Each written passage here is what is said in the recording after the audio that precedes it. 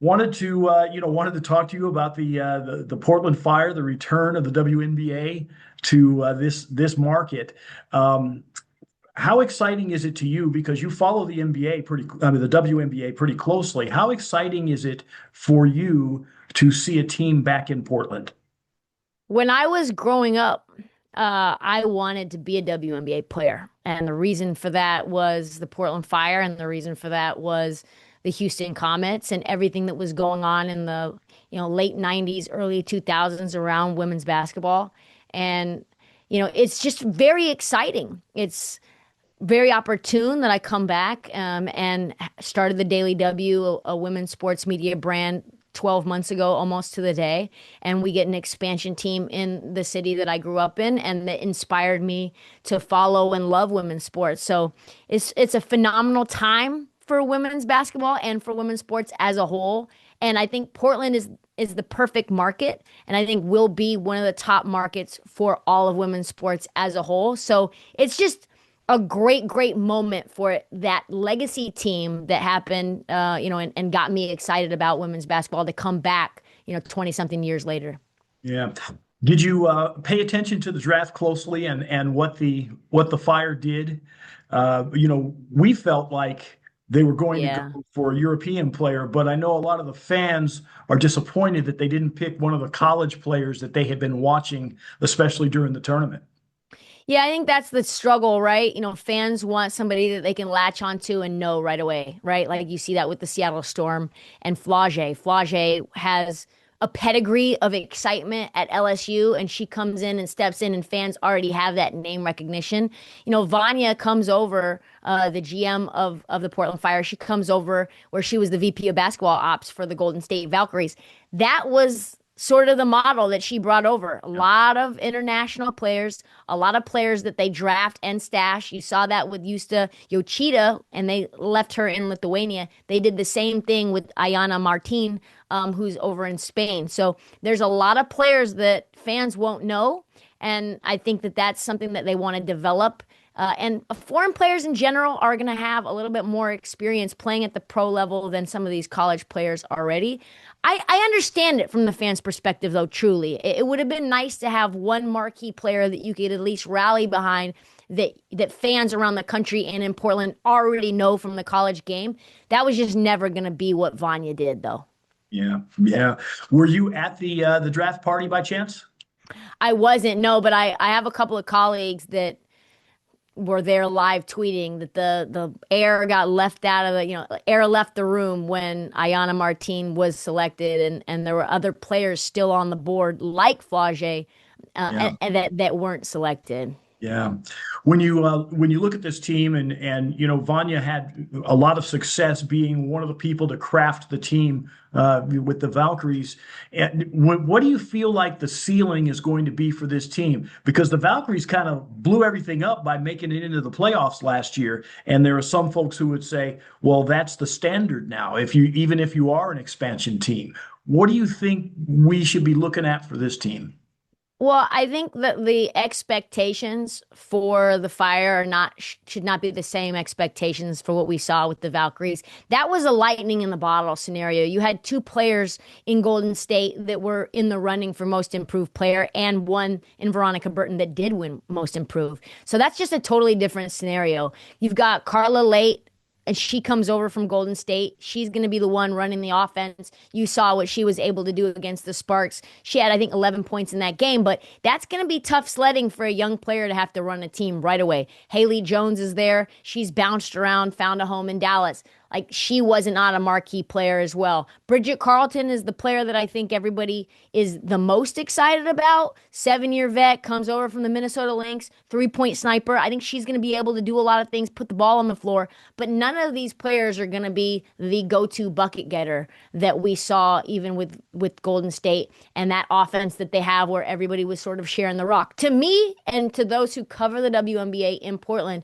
we're all kind of keeping our eye on Juju Watkins. We're all kind of keeping our eye on Sarah Strong, and maybe that this trend of two first number one overall picks for the same franchise in back-to-back years being something that Portland can look forward to. And I tell you what, it's a lot more exciting to think about the potential of Juju and Sarah Strong in Portland, and a gap year essentially. You've got a shortened CBA timeline, and that Yeah. changed everything in terms of what this team wanted to do. I know they had their eyes on Kiki Rice, and Toronto ended up selecting her right before Portland. And so you have to then, make some changes on the ground. And you get an international player in Ayana Martin, who's really, really good. So if you were to pair her with Juju next year, I feel like this is a team that's then cooking with gas. So I think the probably the ceiling for this team, 15, 16 wins. I think Okay. Vegas has this win total set at right around 11 and a half, which is the worst in the WNBA. Yeah, yeah, yeah. I saw some of the things when they were talking, like ESPN talking about what their rankings were, and they were down at the bottom. As far as the fans are concerned, well, let me ask you about Alex Sarama and his way of playing. It's different. I guess they do it a lot in Europe, is what I'm seeing. The way he runs an offense, I think there aren't set plays. There's a lot of cutting, a lot of that. It might take some time for the players to get used to it. Even he said that. How do you think that fans will respond to that? I mean, is that going to be an exciting brand of basketball, or is it just going to be different? I think probably both. The Mm, different is the biggest piece for the players. They're not used to this, especially the players that are American and have been in the yeah. college ranks, say like a Sarah Williams or a Shug Sutton. I Mhm. think that's going to take some getting used to. Same thing even with Bridget Carlton, who comes from Canada. It's not something that you see here where there's isometric, iso ball. I like the cutting though. I personally like the way that the Valkyries played.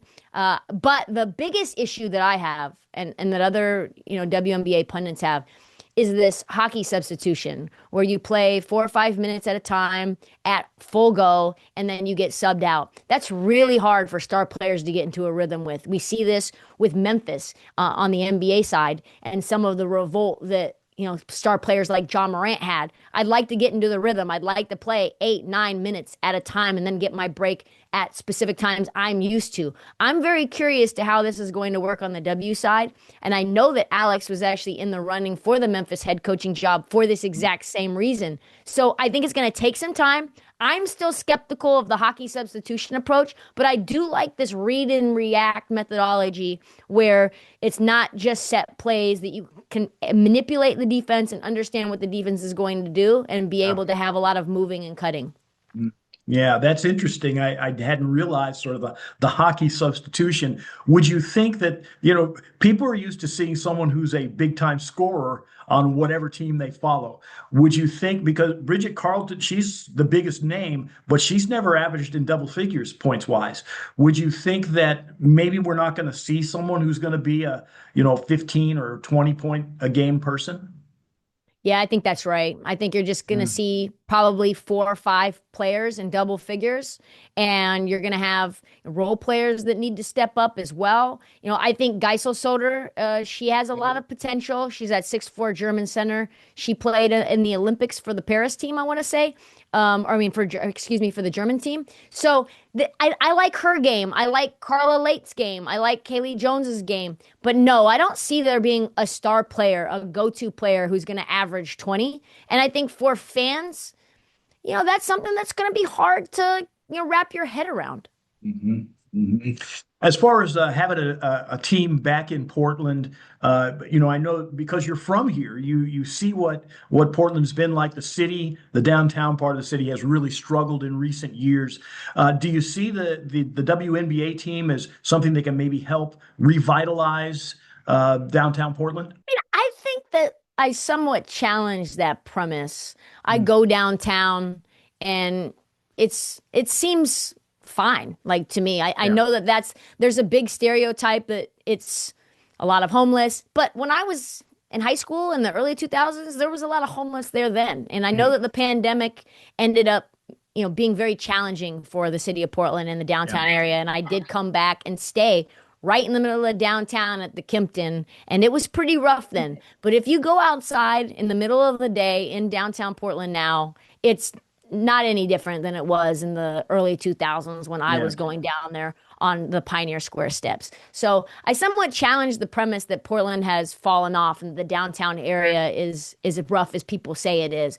But I do think that a WNBA team is going to keep things very exciting in the summer, right? Like, what do you Yes. do in Portland during the summer? I think, the attendance is already showing, and the season ticket sales is already showing that there's a huge appetite.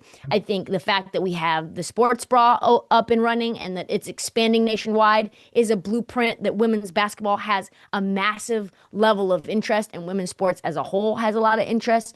But I don't necessarily see there being a correlative property between downtown revitalization and the WNBA coming to Portland. I somewhat challenge that as being anything that's connected.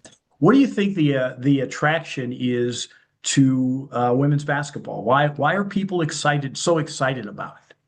I think there's a nostalgia around the Portland Fire in general.